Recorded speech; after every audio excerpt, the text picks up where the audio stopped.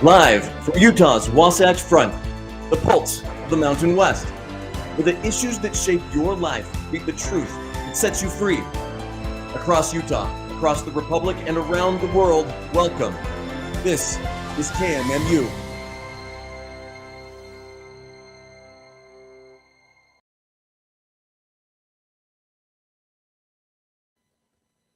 Okay, hello everyone. Welcome to the Goud Crowd. I am your host, Goud. We took a 1-week break so that I could enjoy some time in Vegas, but I am back. I'm refreshed. It's a new year. Happy New Year to everybody.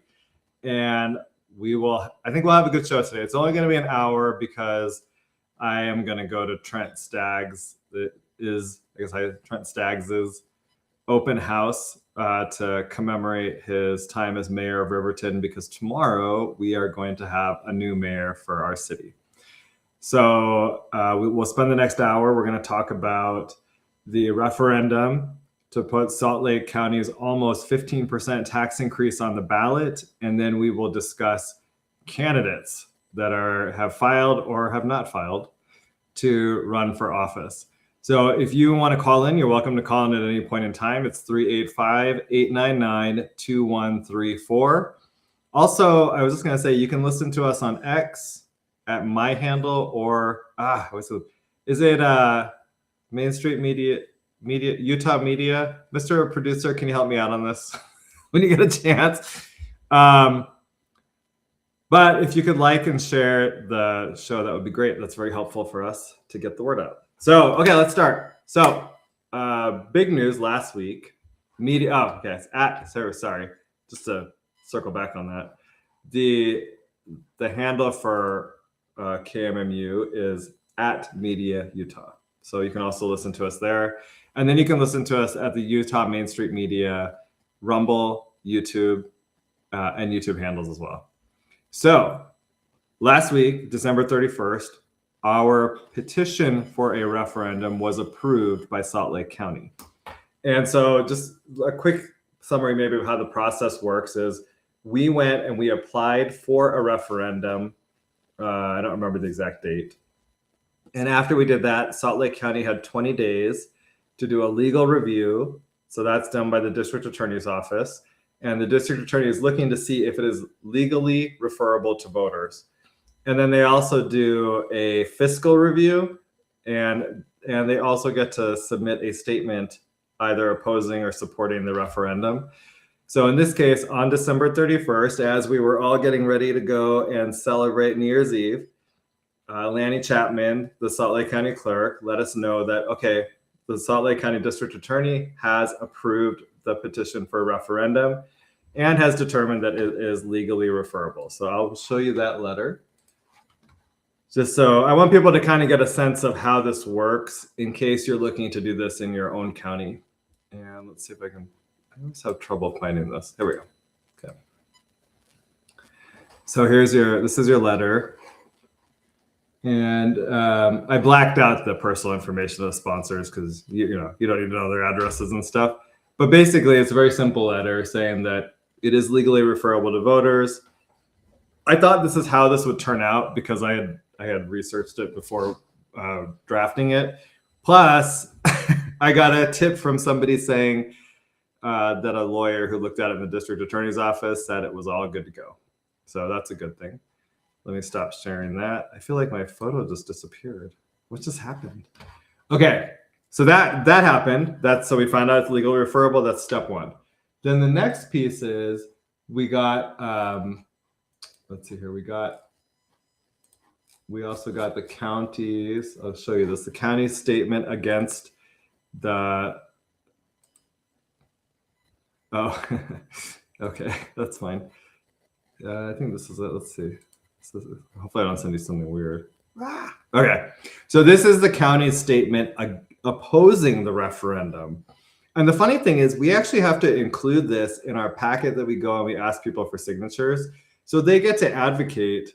So they get to advocate in the press for their position, and they force us to walk around, like they make the process as difficult as possible. And then we have to walk around and carry around their message to the public. To me, that's a little bit, I feel like we're being forced to, it's like a First Amendment violation, right? Like I'm being forced to tell you the government's position on something. Like why doesn't the government do it on their own? Like if Jenny Wilson and Amy Winder Newton, who is soon to be unemployed out of the county council, and Suzanne Harrison and all these these liberal white women who think we should all pay more taxes, want us to pay more taxes, they should carry around this statement to people and tell them why. Now, the statement is a bunch of BS. Basically, they're doing the sky is falling. If we don't get this tax increase, we're going to cut all your essential services. Now, of course, the total amount that they're getting out of this is $36.5 million out of a $2 billion budget. That is less than 2% of their total budget. There's plenty to cut that does not include any services that families depend on. And I'll just give you an example of that. Jenny Wilson, she's got 3 deputy mayors, 3 associate deputy mayors, and a chief of staff. She doesn't need all of those people at all. She could make do with a chief of staff and 1 deputy mayor. And the only deputy mayor she actually needs is this guy, Darren Casper. He's her financial guy. All of the rest of those people, those are just the spoils of winning. So those are political operatives who have been given high-paying jobs. They're not qualified for them. These are they're politically intelligent people, but probably not doing a lot of actual work for taxpayers. Most of what they do is trying to find ways to game the system to benefit Democrats. So understand what that is. All of that could be cut. And she didn't even offer to cut anything in her office. Instead, she went straight to daycares that there are families that depend on it. And we can all put aside kind of this argument about should we be providing daycare or not. The critical point is there's all sorts of cuts, millions of dollars worth of cuts that can happen in Salt Lake County before you ever get to daycares, before you ever get to senior centers, before you ever get to any of these other services. And that's what we should focus on. We want to cancel the tax increase to force them to go back and make actual responsible cuts.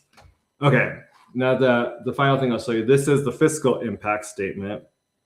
And it's pretty much what I expected it to be, right? Like we're not getting $36.5 million. And somehow that, this is government math, I guess. So $36.5 million then magically turns into $37,960,000. I guess you have to work for the government to figure that one out. Oh man, that maybe all of these people are overpaid if this is how they do math. It's really odd. You know what the fiscal impact is if we cancel your tax increase? It's $36.5 million. That's it. This is easy. Okay, anyway, Mr. Producer says, how about we eliminate funding for illegal aliens? This is true.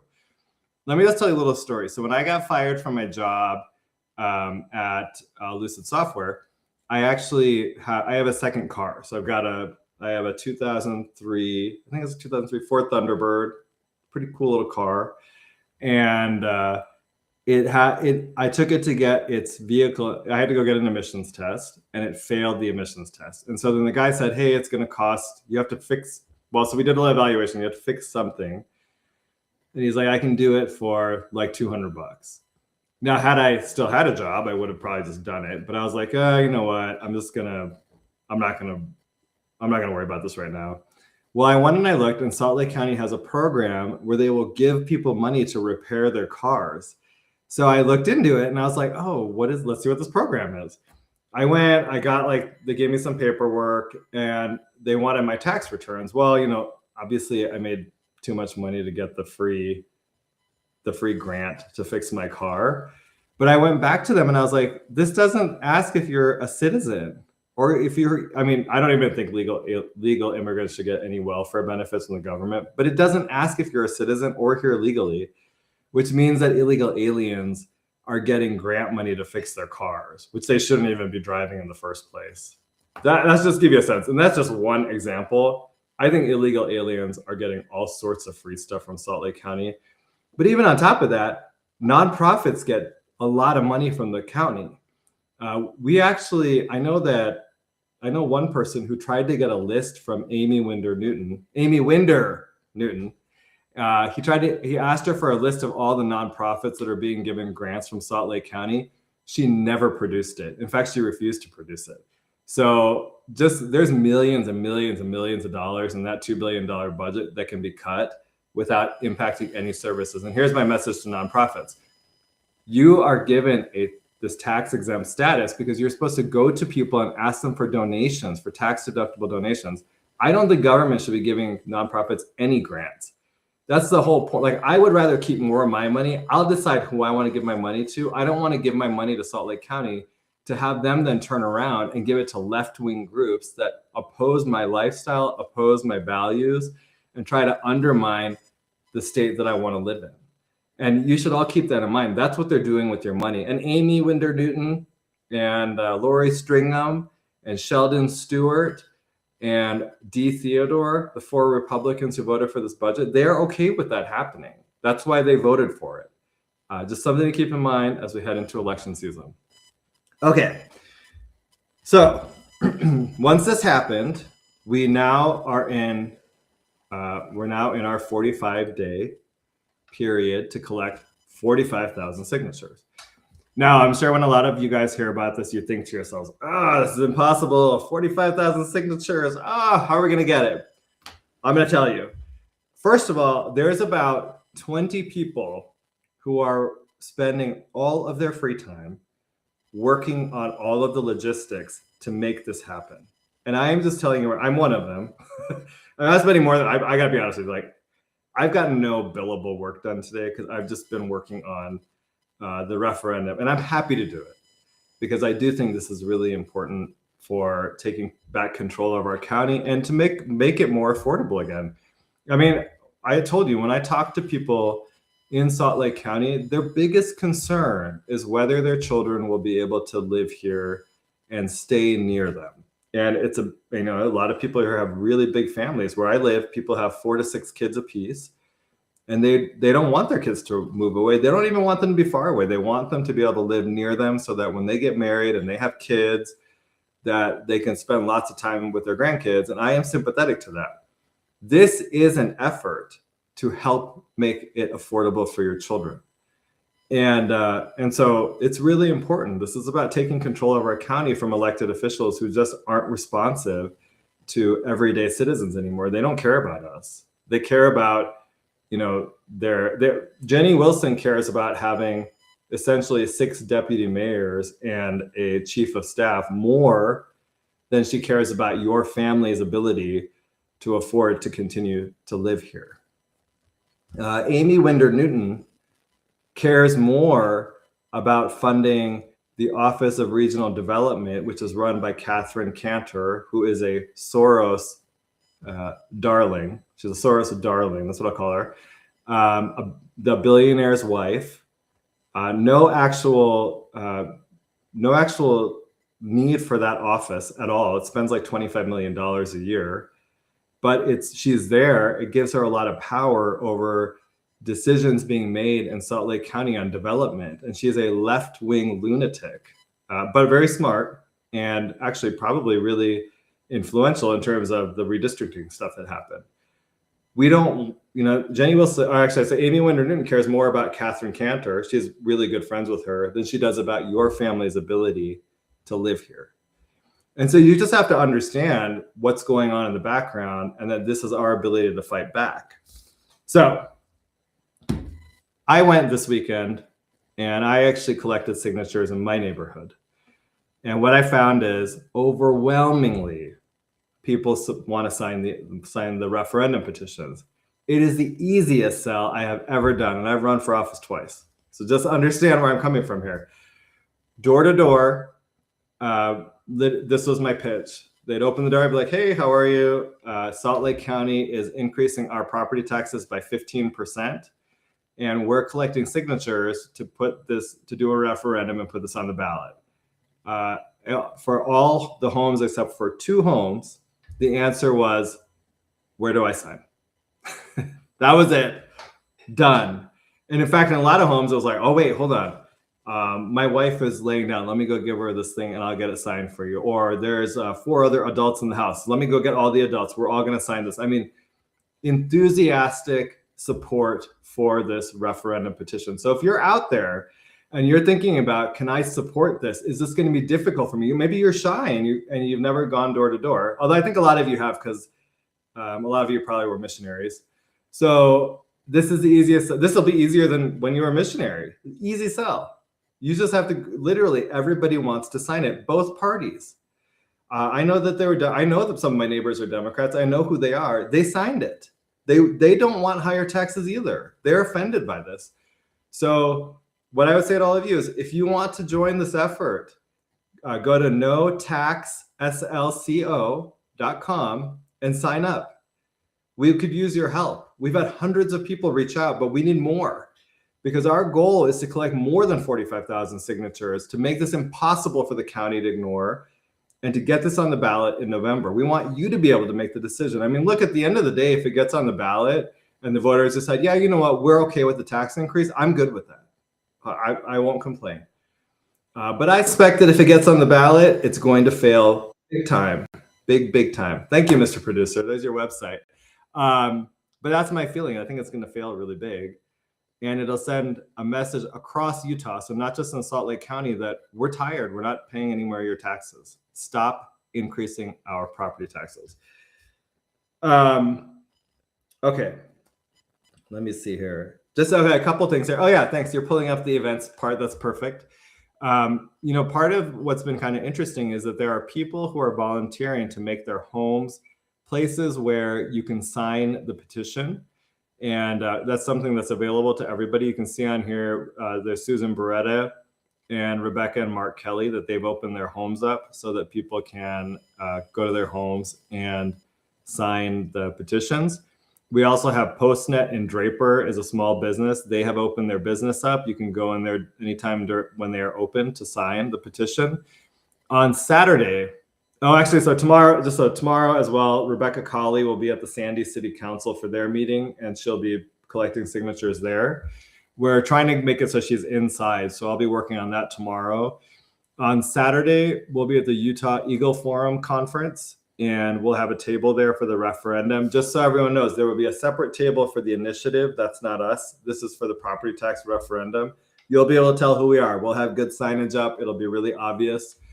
And then also Friday, Saturday, and Sunday, we will be at the Mountain America Expo for the Salt Lake Home Show.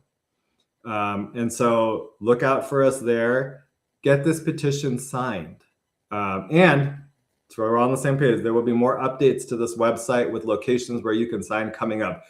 We have had a massive outpouring of support. I've never seen anything like this in my entire life. Opening up the emails and seeing pages and pages of emails from people saying, where can I sign this petition? How can I help? Rebecca Colley actually told me today, she went to the Sandy City Council for the swearing in of the new mayor. People showed up there. We had it on our website. You can come here. She'll be there. People showed up there to sign the petition, and 2 more people showed up to become signature gatherers. That is how excited people are. This is an all volunteer effort. This is about grassroots, everyday people getting together to show the government that we want to control our destiny. It's not just up to them anymore. Now, I've had a lot of questions coming in from people about how you can help if you don't live in Salt Lake County. And so there's a couple ways that you can help. One is, just so we're clear, you can't sign the petition because you don't live here. I mean, you can sign it, but it won't count. But what you can do is, if you're 18 or older, you can actually help gather signatures. And we are looking for volunteers. For example, for the events I just said, we'll be at the Mountain America Expo Center Friday, Saturday, and Sunday. If you want to come and help, send an email to notaxslco@gmail.com, or go to the website, again, notaxslco.com, and sign up. And we would love to have your help at that event. We'll be at the Utah Eagle Forum on Saturday all day. If you'd like to help at that event, again, just send an email to notaxslco@gmail.com, or the website, notaxslco.com. I feel like I'm a salesman, but kind of am, I guess. So, we could, all the help we get, the more help we get, the better, the closer we get to the goal here. Now, another thing that we'll start adding is we're going to start canvassing neighborhoods. And so we will set up a thing where, like a Saturday at this time, meet at this park in this city. So it might be Oh, actually, yeah, it's a great point. Thanks, Mr. Producer. So just so people know, if you are going to be a signature gatherer, collector, you have to take training. The training's pretty easy. It took me about 15 minutes. It's just some videos, and they talk about kind of appropriate practices when you are gathering signatures. So you have to, for example, you have to have the whole packet. We'll give you the full packet. The packet includes Salt Lake County's opposition to it, their financial statement. And so people, if they want to, they can see that. I mean, I don't care, right? Like, full information, full transparency is good for me. We win in that situation, because when most people learn more about this, they are wanting to sign the petition because they see how ridiculous it is that our Salt Lake County Council apparently doesn't know how to budget. Right. Yeah. The training information is on the website, as Mr. Producer has pointed out. So let's see. We're going to have, like I said, we're going to have these canvassing events going through neighborhoods. And so we will start posting those, and we will be looking for volunteers to help with those. We'll have a point person from our volunteer team that'll be there. And then we'll have packets for everybody. You can go knock door to door, maybe have a friend with you, make it a little bit more fun. I understand, I'll be honest, when I went in my neighborhood, I actually took my boyfriend with me, and we kind of went every other house. So we just kind of like walked past each other the whole time. And it was a little more fun because, if something weird happens, you can kind of talk about it. And you can also talk about the good times when it's like, that person was like, said they brought 4 people to the door, or whatever it is. I think that kind of camaraderie helps. It helps you to get to know your neighbors better too. Let's see here.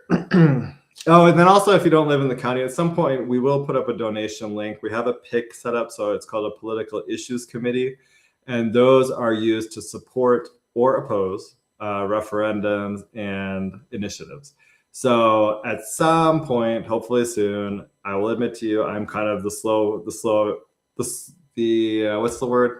I need to actually do a review before it goes up. So I just haven't had time yet to do it. Let's see here. Oh, okay. And then this is the one I want to talk about. It's kind of interesting for precinct chairs out there. And I would say this is actually for either party. I don't consider this issue to be partisan, because property taxes hit everybody, regardless of party, equally. And I do think that, like I said, I don't want to focus on how we should spend our money. Like, should we pay for a daycare or not? Should we pay for a senior center or not? I'm not really worried about that. My concern is more that there's a lot of fat in Salt Lake County's budget that could have been cut before you ever touch any of these services that you've already started providing to people. And I would like us to focus on responsible budgeting and starting with things that don't actually impact families. And we didn't do that. So that's the purpose of this referendum from my point of view. From the Democrats' point of view, it might be different, right? Maybe they want the daycare funded. I'm fine. We can have that argument. No issue at all. But let's have it after we first get the tax cut that nobody can afford canceled. So for precinct chairs, you actually have access to data from the party. So I'm a precinct chair for Riverton 02. I logged into the Salt Lake County GOP's website, and there's a list of all of the voters that they have information for in my precinct. Most of them had email addresses. I actually went in there, I took the email addresses, and I sent them an email message saying, hey, if you want to, I'll show it to you, hold on. Because I feel like otherwise it feels like I'm making it up. But anyway, I just sent everyone an email saying, hey, look, if, Salt Lake County is raising property taxes by 15%, because I'll just tell you, as I went and talked to neighbors, not everyone knew that. And we're collecting signatures for a referendum to put it on the ballot. I wasn't able to do the whole neighborhood, but I am continuing to collect signatures for our neighborhood. If you are interested in signing, you can come. I can either come to my house or I'll bring it to you. Just email me back or text me or call me, and I'm happy to work with you to get this signed. As a precinct chair, this actually gives me an opportunity to have contact with the voters in my area. And so I think for all precinct chairs out there, it's a fantastic opportunity to start kind of getting, practiced and ready to go as we head into 2026, which is a big off-year election year, right? Or is it an off-year election? Midterm election year. So anyway, it's a great opportunity. And for a Republican, I don't know. I guess I'll be honest. For the Democrats, I don't know if you guys have all the same data that we have. I assume you do though. But for the Republicans, you have all that data in there. So why not start to use it? And this is a great cause as well, because I feel like with the precinct chairs, a lot of times they're not as active maybe as people would like them to be. And I think some of that is because, for example, like I'm the precinct chair of my precinct, but it's because nobody else wanted to do it. Literally no one was interested. But this is actually a good cause. And so a great opportunity for everyone to get more involved. Let's see here. Event sign. Okay. Like I said, if you want to sign, the events on the website will constantly be updated. So keep an eye on that. Feel free to send in emails. I've actually been getting random phone calls from people. I think it's because my number might be on the website. But I just want to say it's totally good. If you have questions, feel free to reach out. I've had people call because they're looking for someone to be able to sign, and I'm happy to take the calls and pass it along. So no issue at all. Let me just show you this. This was just an example of someone who's opened their home up. So Kathy Duke opened her home up from 4 to 8 p.m. every day. She's in Riverton. So if you're in the Riverton, I would say the Riverton, South Jordan, Harriman area, her house is convenient. You could go there, you can sign the petition. And it's a great way for her as well to meet her neighbors and things like that. We've had other people, like I said, the list is expanding. The list will be continuously updated on the website, and we will see, so, and the more the better, because Salt Lake County is a big place. So someone like in Murray or Salt Lake City isn't going to want to drive down here. So as we get more and more locations, we will start posting them, and you will have and we'll put them both on the website, on social media, and you will have an opportunity then to go and make sure you get this thing signed. So Mr. Producer says my phone number is on the website. I've been doxxed. I feel like my phone number is actually pretty public. If I'm honest with you guys, so is my address. I realized that recently because I actually got my house blurred out on Google Maps. And it was partly because I don't want them to make money off my house. But also, number two, I was like, well, I feel like it's a little bit of a security issue. There's a lot of these trannies that don't like me, and they are crazy. But if I'm honest about it, my address is pretty public. So it is what it is. I guess, hopefully nothing ever happens and no one's nuts.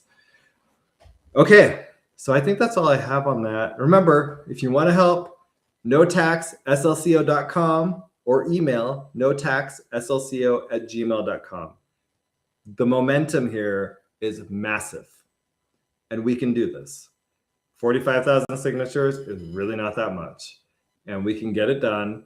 I'm telling you, with the people that are running this thing, I have never seen this type of, well, I've seen it, but the dedication that they are showing to all of you to get this onto the ballot would amaze you.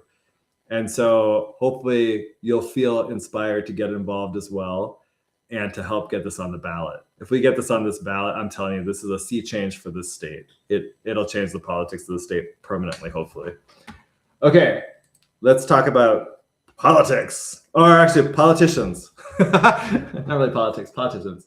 First, actually, just as we were coming on, we have big news on the Maha front. This excites me. This is kind of, like Trump is actually, the thing that's kind of interesting is President Trump has actually had a lot of accomplishments. I've been critical because I feel like we're not getting as much as I want. And a lot of my criticism, though, isn't really about President Trump so much as it is about Congress, which I think is just a waste of time and space. But they're cutting the vaccine schedule for children from 72 shots to 11. This is amazing. This is really good news because I do believe vaccines, especially the way that they've been giving them to children, they do cause autism and they cause other inflammations and stuff like that as well.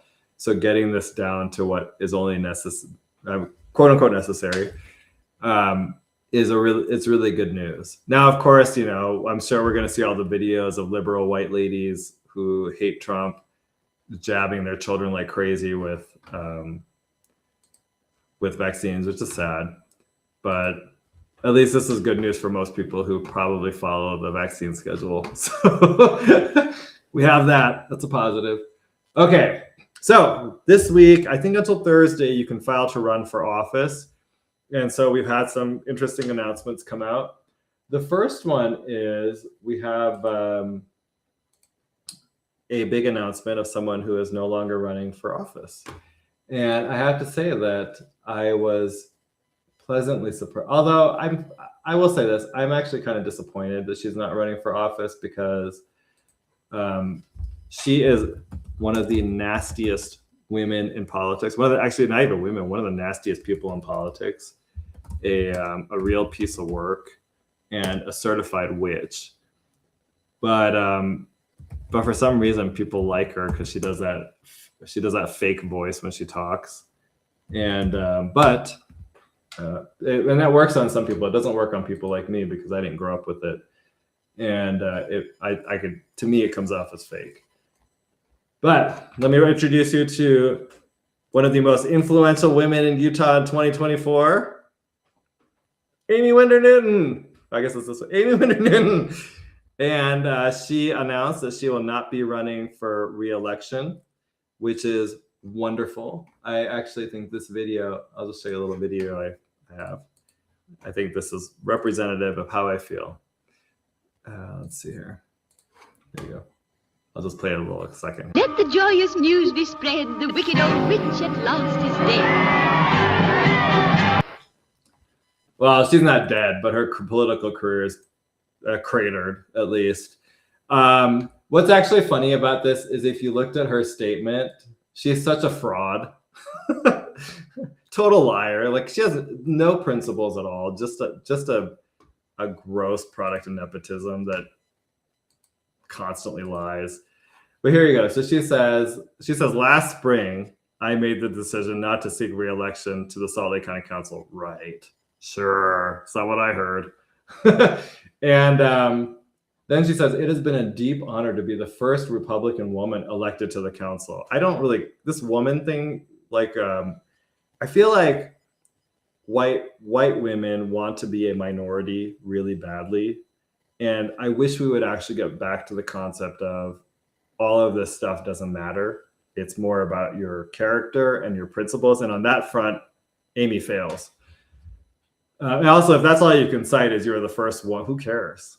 You're horrible. If anything, you've made the point that maybe women shouldn't be on the council. Like, if people looked at you, I don't really think that, but I think if people looked at her, they'd be like, she's a horrible example of what it looks like for a woman elected official, a fraud, a liar. What a lot of people tell me all the time when I talk about the things that she's done, and I'll tell you a little bit about it, but they'll say she's a good mother and a good wife, allegedly. They don't know that. They just say that because I think it's an LDS. What I've learned is it's an LDS thing. So it's a way of saying she's LDS, and so we think that she's a good person. But I think what it is it's good LDS people projecting their goodness onto someone that's actually very bad. And that's what Amy Winder is, a bad person. She's not a good example of an LDS person. She's not a good person. Like, just as an example, she got the Utah Log Cabin Republicans canceled. She admitted it. And she worked with dozens of other elected Republicans, none of whom will admit who they are because they're total cowards. And she got our chapter canceled. I believe she was also involved in getting me fired from my job. So I'm pretty sure that that's accurate. She won't admit it, of course, but I'm pretty sure she was involved with that. So that's two. She went after Sylvia Miera Fisk. So Sylvia Miera Fisk was retired, decided to run for governor, and then Amy Winder Newton filed this totally frivolous lawsuit against her. And a judge violated Utah's UPEPA law, like the clear language of the statute when he went with what he did to dismiss the UPEPA motion against Amy. It's disgusting what happened. Corrupt. And she falsely accused a gay man of sexually harassing her. I mean, this is just a bad individual. And so, like I said, ding dong, the witch's career is dead. Thank God. Like, move along. Now, there's a problem here. She's still the director of families for the state, where she's making, she's making almost $300,000 in that job, which my understanding is that it's actually like a part-time job. So it's just surprising that she's making that much money to work for the state when the weird thing is, I don't understand why she's in that position, because she supports the trans agenda, and well, she's a nasty person. So like, why would you want them there? Now, the other part is, she said that she represented District 3 with conservative principles and a strong commitment to working across the aisle. Then she says, I am most proud of the work I've done, and I'll skip, to rein in the budget. She just voted for a 15% tax increase. She didn't rein in the budget. And she's basically telling you like, oh, it would have been 20% except for my votes to cut 5% of the increase. That's not reining in a budget. Now, think about it. Now she's got extra time on her hands. Maybe she's going to go home and do her family's budget too. Her poor husband, he's probably crying, thinking about the extra time he has to spend with her. Plus, she's going to be doing their budget. He's probably like totally just like, what am I going to do? I need to get her out of the house. Let's see what else she said here. Well, let me just show you a couple of her gems from Amy. Let's see this one. Oh, this is one. Here we go. I just lost my. Here we go. So she talked about conservative governance. Well, she helped Equality Utah raise $45,000 to defeat conservative Republicans in Utah. So I don't know. That doesn't strike me as very conservative. Then she also, this was my favorite, is she had this, oh, did I not? It's here somewhere, hold on. Here we go. Give me 1 second, I'm just putting this up.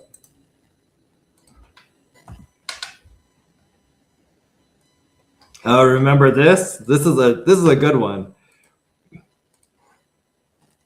She used to put up her gay trans Lego set every June and then post about it. The last post she did on this was in 22, though. She stopped after that because she realized it's a political liability. I'm wondering I bet you she still puts it up in her house every June, which is weird because she's not gay, right?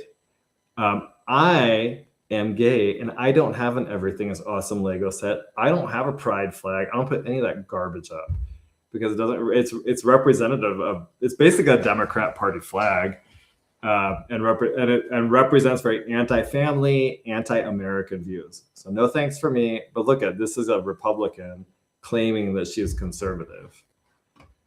What a weirdo. Disagree Better says, I almost missed the show. I'm glad you did. Glad you showed up. Okay, you missed the whole part though where we talked about the referendum. That was the most important part of the show. Okay. Let's see here. So anyway, like I said, though, I am disappointed that she decided not to run for re-election because it would have been more fun to defeat her at convention and send her packing. But she's a coward. She's your typical kind of political coward in Utah. So Mr. Producer says hi to Screw Butter. So she's not going to get up there and lose an election. Then they'll be like, I have never lost an election. Well, yeah, you stepped away when you knew that you were going to lose, which is kind of like it's a strategy in and of itself. So one other thing is, just so everyone knows, she's going to go and tell you that she ran in a swing district. That's not a swing district. If it was, the Democrats would have spent more money in it. But if you actually go look at her races, they hardly invested in it at all because she's a Democrat. Amy's actually a Democrat, and they knew that. And that's why they didn't actually fund her opponents. If it was really a swing district, they would have funded her opponents to get rid of her. They didn't. Understand how that works. Okay, now here's a question I have for everybody. I am wondering if Dan McKay is actually running for re-election. And here's why I'm wondering this. So basically, Dan announced that he's running for re-election. And then Doug Fia announced that he's running against Dan. But I know of another Republican who was actually going to run against Dan McKay this cycle. Oh my God. Oh my God. Okay, hold on. So when I checked this earlier, Dan McKay had not filed to run for re-election, and now he did. So there goes my little story. So this is just like 2 hours ago, I checked this, and Dan had not filed to run for re-election, and I wonder if there was a little game going on, but it looks like maybe I was wrong. Mr. Producer, Disagree Butter says, Happy New Year. Okay, so basically, and I keep thinking I'm like the wrong way here, but whatever. So when I looked at this earlier, Dan McKay had not filed, and I was wondering if there was a little bit of a game going on, because I've heard about some of the background stuff that happened. There was another person who was going to run for the Senate seat, and then he got a call from someone who was like, oh, I'm going to run for the Senate seat, and I have these PACs that are backing me, and I think I have more name recognition than you, so I think you should run. You shouldn't run for us. And he was like, okay, well, you seem conservative enough, so I'm not going to run for it. And he decided not to run. And then that person ended up not running for the Senate seat, because then Doug Fifia called the same person, was like, actually, I'm going to run for the Senate seat. And then this, like there was all this like Game of Thrones going on. So Doug Fifia decided to run for a Senate. Jake Hunsaker decides to run for the House seat. And this person gets frozen out. And I just think this is like that weird, because both Doug and Jake Hunsaker are total establishment people.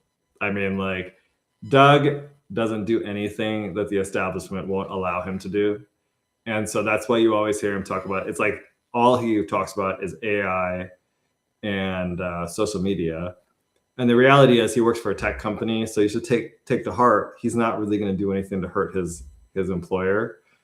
And the second piece is this, that when they talk about social media stuff, that's always just a backdoor to speech control. That's what they're looking for. And so he's like a front for that. And you can try to convince me otherwise. That's what that's about. What is the governor appointing? Well, no, that's the thing. McKay actually, maybe you can't say this. McKay, in the interim, from when I looked at this, like, maybe an hour ago to now, Dan actually did file to run. So it looks like he's actually running.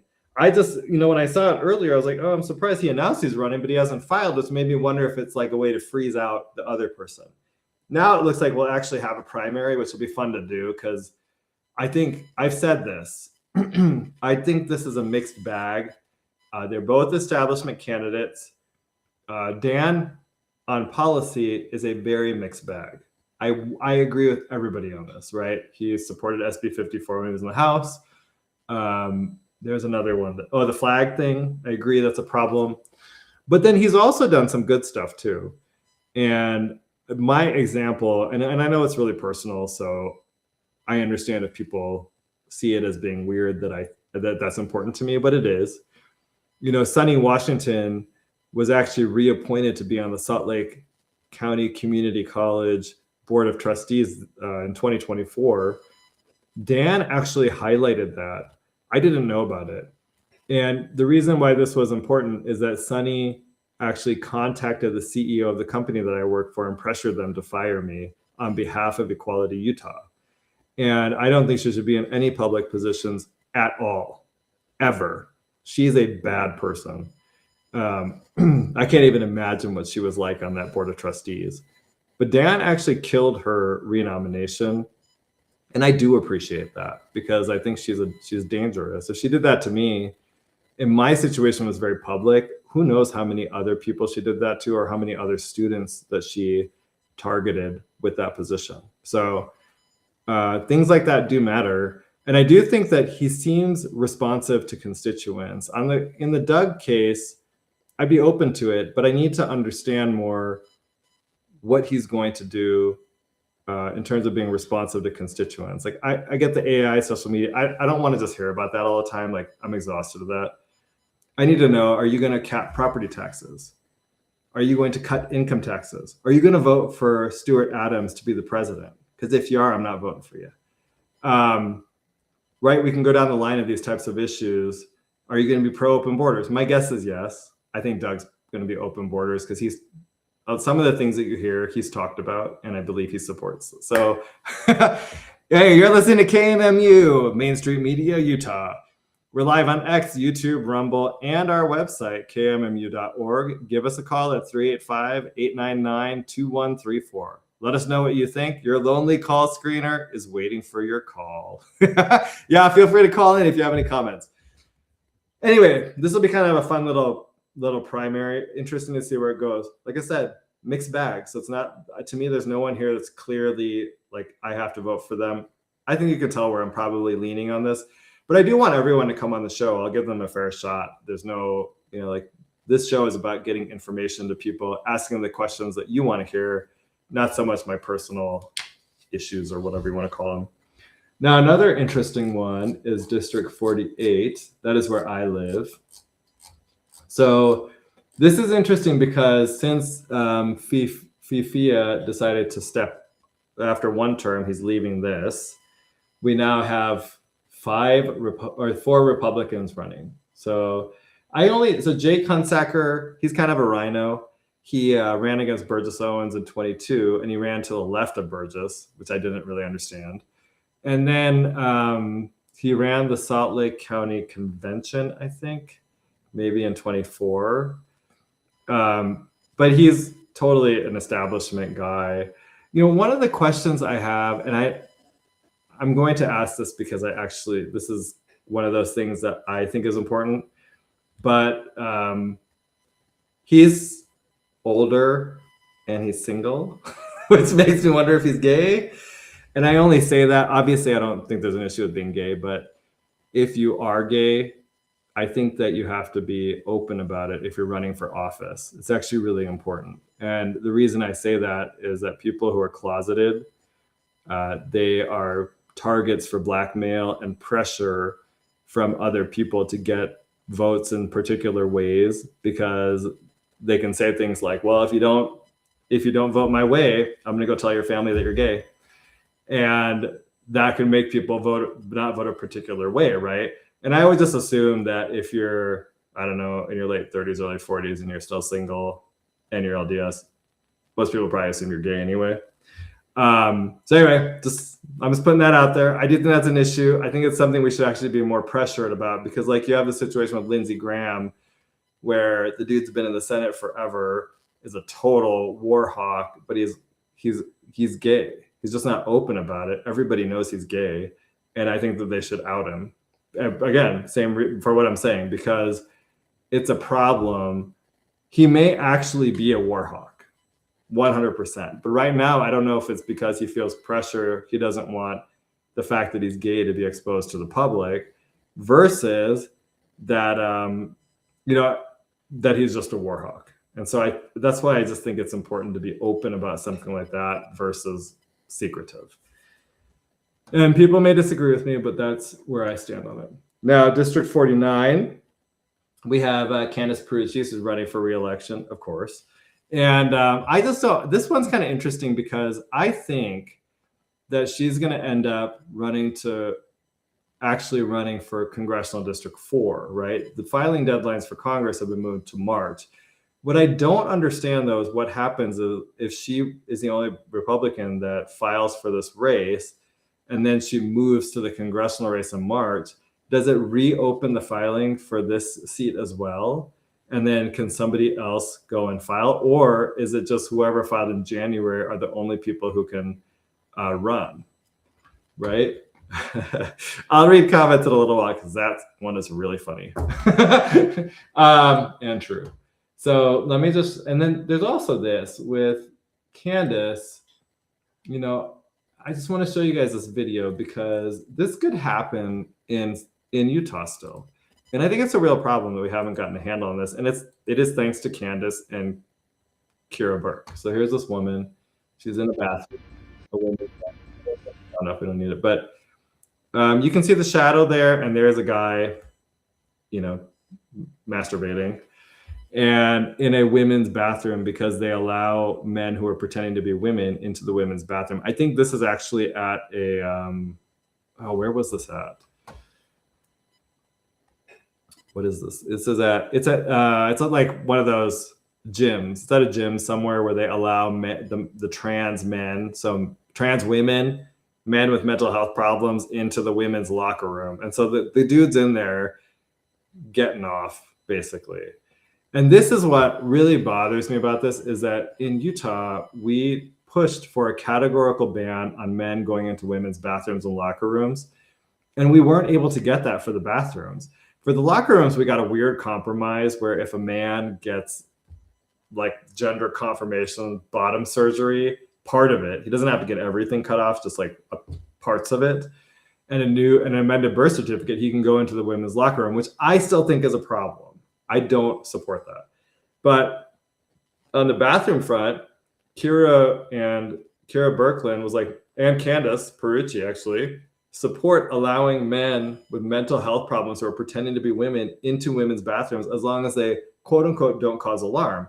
The problem is, though, you'll have men that do what's happening in this video. They'll go into the bathroom and they'll do those inappropriate things. And then you've now created a victim, if it's your daughter or your wife or your sister or your mother who's in that bathroom and is exposed to some sick freak who is being totally inappropriate in the women's bathroom.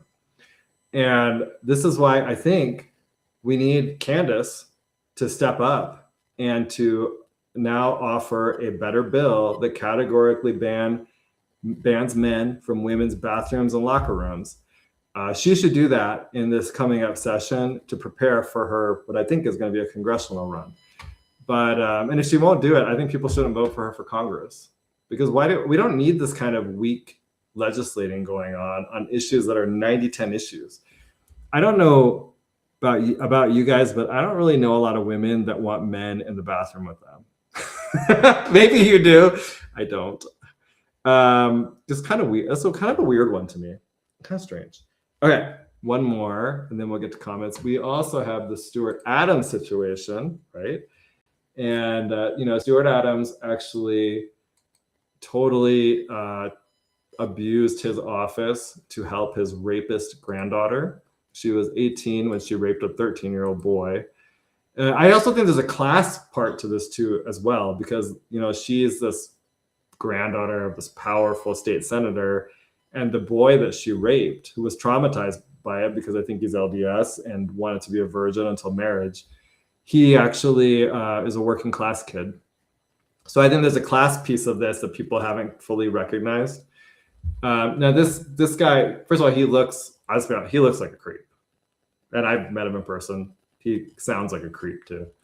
Now what's weird here is apparently there is the top legal counsel for Weber State is running against him. And I'll just say this. There's I think three Republicans running against him. One of them is Jen Garner, who I think is phenomenal. She is a grassroots, genuine person, not there for, she's not really looking to be the most powerful politician in Utah or anything like that. She's actually like a grassroots person who's trying to make things better. I think she'd be the best pick for this.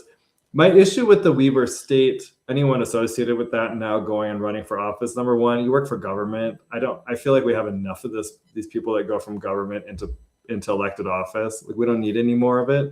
And the second piece is that in addition to you work for the government, like Weber State is totally DEI central. So why would I want this person in the Senate? That means that they probably legally approved all of the DEI crap that was going on at the school when, I think it's a woman, when she was the general counsel. So you may have been the top legal counsel at Weber State. That's not really impressive when you look at the types of policies that were promoted at that college. I'll just add, they also had, oh, interesting. So Disagree Butter says Garner updated her X account, so she already showed she listens to the people. Huh. I don't know how she updated it, but no, she's fantastic. I say this with no qualms at all. I would elect her to any office at all. Genuine, always working her butt off to try to make Utah a better place. So she would be great in this position. Stuart Adams has apparently been in elected office since like the early 2000s. But that's enough time. That's way too much time. In fact, go back to your private life and go away. Go home to your granddaughter, who is a rapist that you protected, and go away. And I just want to add this. In this race, it is actually really important that we get a copy of the letter that Stuart Adams submitted to support his granddaughter's plea deal. See, he keeps saying, I didn't abuse my office. The law wasn't retroactive, because he got a law changed to make it so what happened to his granddaughter would never happen again. But he also submitted a letter to the court supporting the plea deal that they came up with, which let his granddaughter off easy. We need to see the letter. I want to see the letter. I asked him for it. And I followed up. He never responded. And I wish Lindsay Aerts would do it, because she's got more panache or whatever, because, she's a big journalist.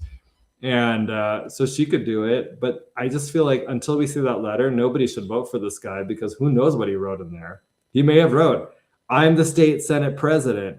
I got you confirmed into office. You need to approve this easy plea deal for my granddaughter. Now, obviously, he probably didn't say that, but we should be able to see the letter. You're an elected official. You used your office to get your rapist granddaughter a lighter sentence. We want to see what that looks like. Mr. Producer says, if you haven't fixed anything in 25 years, it's time to let someone else in who can. Word. Like, seriously, how much more time does Stuart Adams need to actually do a good job? And by the way, if you're LDS, you shouldn't want this guy in office anyway. He literally, like, I just think that violates even just those, like, if you're religious and you want your children to remain virgins until marriage, his granddaughter violated that with a 13-year-old boy. I mean, you shouldn't want that. It's gross. Yeah, disgusting. Okay, let's see here. So Disagree Butter says, so what weird post is the governor appointing McKay to? Well, like I said, I think I was a little bit off there. It looks like when I put this together, McKay hadn't filed. He's filed now, so hopefully that means he's actually running. It's more interesting that way. But who knows? If he lost, I'm sure he'd get a position. Lots of Marsgate 8655. Lots of married men in Utah can get the gay blackmail on them. That is so true. Yeah, I can't even tell you. I think I played the video of what's his face? That guy. What's his name? Ben McAdams. I had a friend who told me that he was like, I ran against Ben McAdams, and now someone said, "Oh, you're the first gay to run for this office," and he said, "I am. I thought there were two of us," and he was referring to Ben McAdams. And I had never heard Ben McAdams talk. And then I saw a video of him talking. I was like, oh my God, I don't know why anyone thinks that guy is straight. I can't do it. And even the way he acts, the whole thing, he acts like a big queen. So Marsgate 8655, I didn't realize that it was his granddaughter. I just assumed it was a boy. Yeah, I know. Isn't it interesting? Like, the roles are a little bit reversed here. But the part I thought was interesting is that the boy, who was 13, was actually really traumatized by it. He talked, like, the mom talked about it in the article, because I do think people from a religious background, when they're wanting to remain a virgin until marriage, when things like this happen, it's traumatizing, because you can't go back and become an unvirgin, and you're not going to be able to fulfill that goal anymore. So, but they just kind of, like, a lot of people has blown it off like it's not a big deal, and I think they do it because he's a boy. Oh, the opinions expressed are those of the host and do not represent KMMU. I think that's always true, though. Okay, let's see. Disagree Better says, we need anyone to run against her in the hopes she leaves the race. This is about Candace Perucci. I don't know. I just don't know what's going to happen with that. I guess I need to look at the law, and I'll try to look at it at some point, but to see if when they run, if she goes and runs for Congress, if that reopens the filing period for District 49, or are we just stuck with whoever files by Thursday? So it's a little bit unclear. Okay, I think that's all we got for today. So, like I said, I'm going to Trent Staggs. I mean, this is open to everybody. It's an open house, so if you're near Riverton, you can go stop by. It's going on until 7 o'clock. Trent Staggs is having an open house to, I guess, is it commemorate the right word? Memorialize his mayorship of Riverton. And I will just say, as we close, like, I moved here in 2020, and Trent was the mayor at the time. And I think he's done a really good job as the mayor of Riverton. So I am sad to see him go. We will have Tish Baroker in office next. I don't think she's as conservative overall, but there's some indications that she does listen to constituents. And so we'll see how this all goes. Like, I don't know what Riverton's going to look like in a few years, but that's how things move. So, it's always changing. Maybe that's what makes politics so interesting. In any case, Mr. Producer, I wish I could go. Staggs is great. Riverton will miss him. It's true. We will. Hopefully he runs for something else one day, though. I'll tell you, after I did that interview of him about his book, I was shocked at how conservative he is. I had no idea. I knew some of it because he was the mayor and he was against like the COVID mandates and things like that. But this was like, that book just really, really opened my eyes to how conservative he actually is and how well thought out he is about it. It's not just kind of, just reactionary. It's actually very well thought out, which I like. Okay, well, as always, I am your host, Goud, and this is the Goud Crowd. We are on every Monday from 5 to 7 p.m., except today when it's 5 to 6. I apologize for that. And we will be back next week, 5 to 7 p.m. You can catch me on my X handle, which is at Goud for Utah. You can also catch me at the Main Street Media Utah X handle, which is at Media Utah. And then also at YouTube and Rumble and the kmmu.org website. If you want to reach me in between shows, you can always check me out on X. I'm pretty active on there. And feel free to DM me or text me. My number is pretty public. I love getting those. You guys do send me tips and stuff, so feel free to do that. Sometimes I don't get to them. It takes me time just because I'm busy, but we will look into stuff as time opens up. Also, I'm just going to close with this. Remember, we are now collecting signatures for the property tax referendum. So get out there, sign a packet. Help us if you have time. Go to notaxslco.com for more information to be able to sign up. If you don't want to sign up at a website, you can send an email to notaxslco@gmail.com. Help us get this over the hump. If we get 45,000 signatures in the next 45 days, this will be on the ballot in November, and the tax increase will be paused until we get to vote on it. With that, it has been a pleasure, and I will see you next Monday. Thank you very much.